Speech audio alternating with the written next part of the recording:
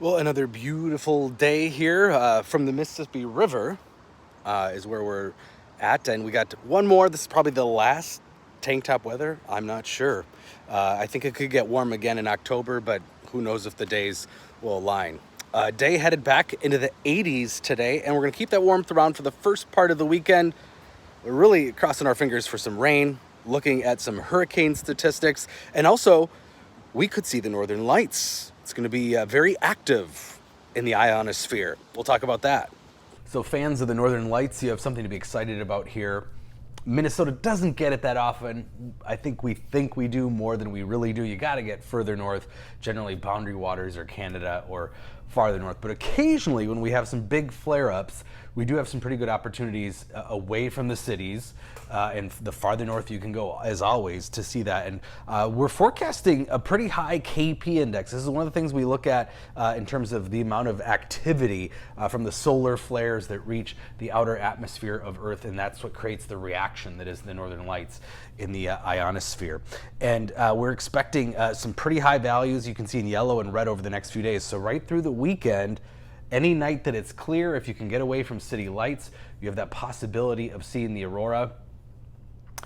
In fact, that aurora oval that will be making its way a little further south when we start to see it get more active gets into northern Minnesota. The best places are going to be probably the Canadian Rockies, right through Hudson Bay. Again, typically as you go further north, but it is going to be possible, basically, for the northern half of Minnesota, likely to see some faint northern lights. But even in central Minnesota, we could see some areas where it's possible. But as always, it's going to be a little bit better further north. But either way, some increased activity here that will be reaching Earth's atmosphere. Of course, it's one thing to have some aurora activity nearby. It's another thing to have clear skies and time that out. And there are going to be clouds drifting through on and off through the weekend. So timing is going to be kind of hit and miss. But if you really want to see them, get out there, and I think you'll have some chances, especially actually in northern Minnesota. So here's a look at forecast cloud cover from the European model, which tonight, we'll have some breaks overhead, but you're going to have to be kind of looking in and out of the clouds. But then as we head into northern Minnesota, you can see the far northern part of the state does stay somewhat clear in the overnight before clouds move in later in the night. And then as far as tomorrow goes, a little bit better chance of some clearer skies, and that's also when we're going to see maybe some of the peak activity is Saturday and Sunday nights. So tomorrow night, probably your best bet. Looks like Sunday night we will have more clouds around and maybe even a couple of showers. So, get out there and try to take a look.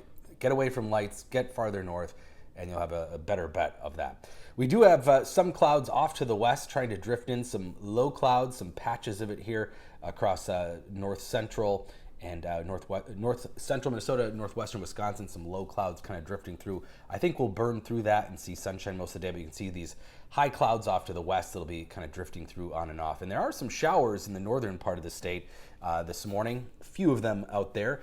Nothing really substantial, but that's where that chance will be through the day today, too, is later in the day, whatever we see remain kind of drifting across northern Minnesota, maybe a couple more showers or a thunderstorm popping up late afternoon. Basically from Pine City north, best chance of that. I think we stay dry in the metro. And then tomorrow, again, similar scenario where late in the day, here's late afternoon, could have a few showers and thunderstorms just to the north of the Twin Cities. Can't rule out an isolated storm here, but again, these are going to be pretty hit and miss. And then hopefully clearing out, so we have a chance to see those lights in the northern half of the state tomorrow night.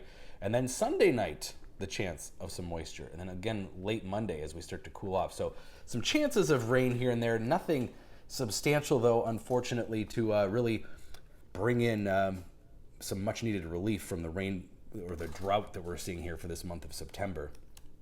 There is the risk for some of those thunderstorms. A couple of those could be strong or severe in northern Wisconsin or the UP of Michigan. Pretty marginal risk for northeastern Minnesota, northern Wisconsin, but could have a couple of cells produce a little bit of hail, perhaps. So we'll keep our eye on that. And then a marginal risk in northwestern Wisconsin tomorrow also, but all told, pretty low key severe weather chances.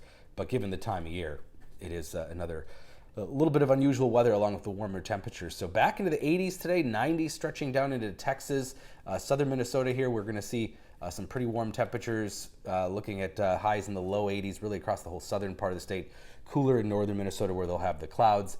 And then heading into Saturday, Still close to 80 in the Twin Cities, still 80s across the Minnesota-Iowa border, but notice northern Minnesota cooling off into the 60s, and then heading into Sunday, 60s and 50s for the northern part of the state. Still close to 70 here, but those cooler temperatures really set in here, just 50s to around 60 for Monday, and then especially later in the week, here's Thursday, 50s across southern Minnesota and only 40s for highs in the northern half of the state, looks like late next week. So it is going to be cooling down definitely to temperatures that will actually be below normal as we close out September and start October. Those normal highs for the first week of October are still in the 60s, so we're going to be below that. But it looks like we do rebound the week after next into some at least normal temperatures, which would be 60s, if not near a 70-degree reading again. But probably today or tomorrow will be the last 80 for at least a while.